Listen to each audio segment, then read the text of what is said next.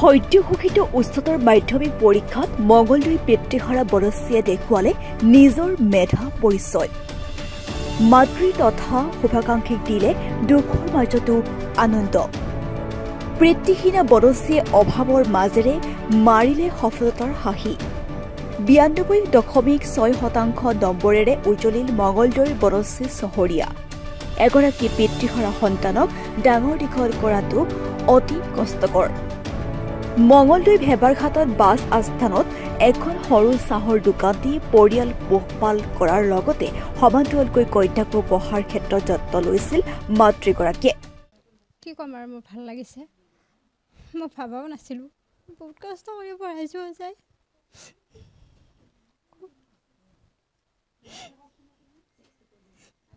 সকলো সহায় কৰিছে খুৰাকেইটাও,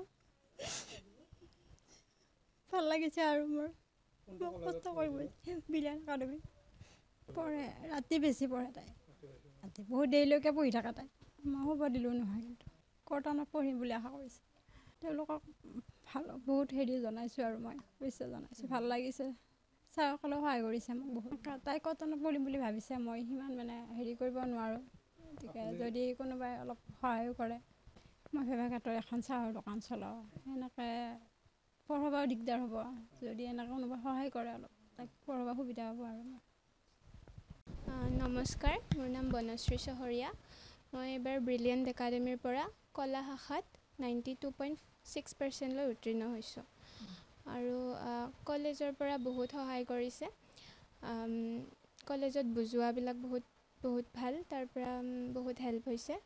পঢ়াত এনেকুৱা ফিক্স শ্বিডিউল নাই, খালি কলেজত যিখিনি বুজায় সেইখিনি বুজি লওঁ আৰু ঘৰত আহি সেইখিনি ৰিভাইজ কৰোঁ। সেইখিনি কৰিছোঁ, সেইখিনি আহিছে আৰু। তাত মোৰ চিভিল ছাৰ্ভিচৰ ফালে ইচ্ছা আছে, বহুত চেষ্টা কৰিম। এইটো অলপ আমাৰ আৰ্থিকভাৱে অলপ দুৰ্বল হয়, তথাপিতো ঘৰৰ পৰিয়ালে বহুতখিনি সহায় কৰে।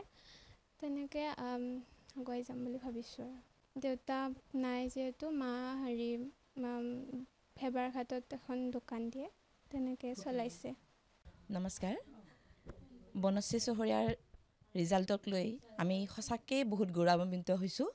আমাৰ গাঁৱৰে ছোৱালী তাই, সৰুতে পিতৃহাৰা হোৱা বনশ্ৰী বহু কষ্টৰে পঢ়িছে। মাকে ভেবাৰঘাটত এখন সৰুকৈ দোকান দিয়ে, তেনেকুৱাকৈ তাই যে ইমান নিষ্ঠা আৰু একাগ্ৰতাৰে পঢ়ি আজি 92.6 পাবলৈ সক্ষম হ'ল, তাৰ কাৰণে আমি সঁচাকৈ গাঁওবাসী হিচাপে গৌৰৱ অনুভৱ কৰিছোঁ।